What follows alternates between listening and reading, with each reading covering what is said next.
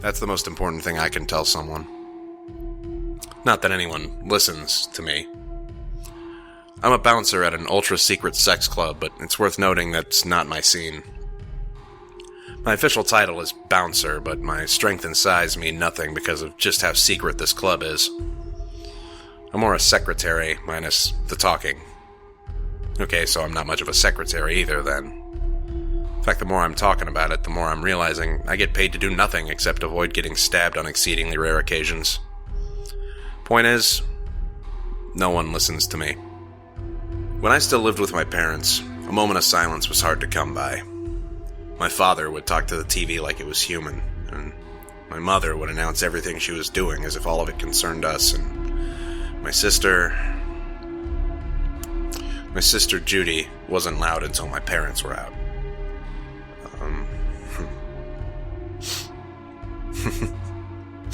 Less than 10 minutes after the rents would leave, the doorbell would ring and my sister's secret friend would come by. She had a platinum pixie cut, no less than 10 facial piercings, black lipstick, flat-chested, Nirvana t-shirt, navy blue pants. Hell, I think she only had the one outfit. This was Marcella, my sister's secret Italian lover. Italian. English second language Italian.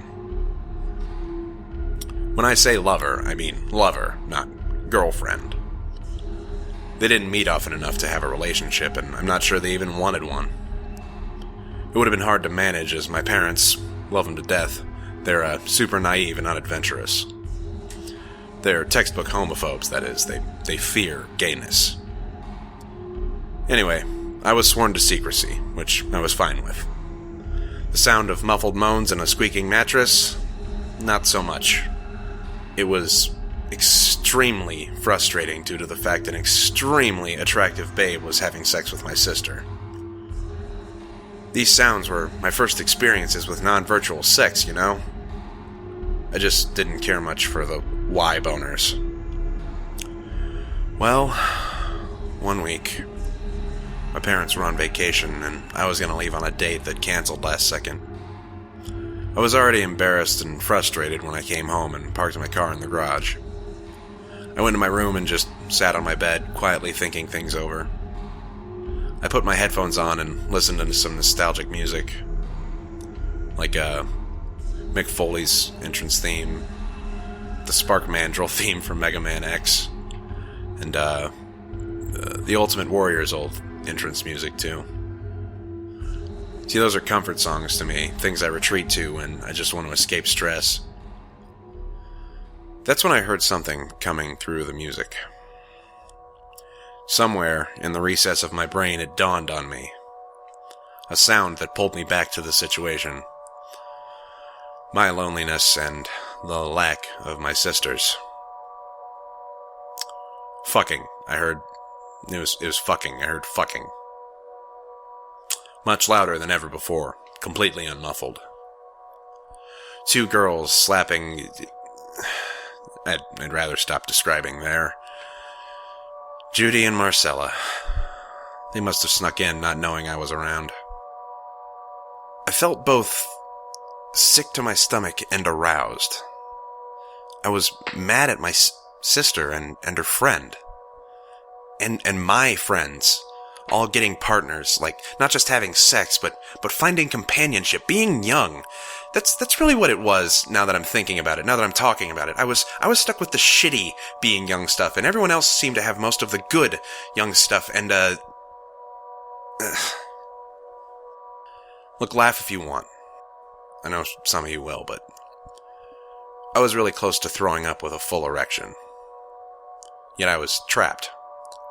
I didn't want to give away my presence. Right as I was about to pass the point of no return on the whole vomiting thing, I heard an awful sound, almost like choking. Then a loud struggle like someone falling off a bed. Then came the sound of my sister's door busting open. I busted into the hall myself to see Marcella running out of the house, nude and uncharacteristically pale, the color of a slightly sunned white picket fence. Yet that hue turned from slightly sun to a stale yellow in a matter of seconds as she stumbled on the threshold yelling, "Mi dispiace," with an intense distress in her voice. In Judy's room, I found a scene I couldn't make heads or tails of. A scene that faded quickly, leaving no clues for police to go on. Close to 100 or so white candles, lit and melting. Marcella's clothes, Judy's knocked-over bendable lamp with a broken bulb, and her blanket draped half on the bed and half off. And, a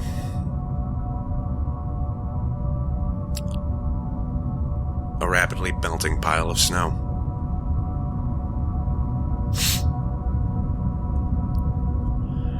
I'm sure when I mentioned my parents are homophobes, some of you decided they were evil, and that's fine. But I'm lucky enough to have a family that loves me, and I'm unlucky enough to have perspective on this matter. I gained that perspective from the loneliest week of my life, and I'll never lose it.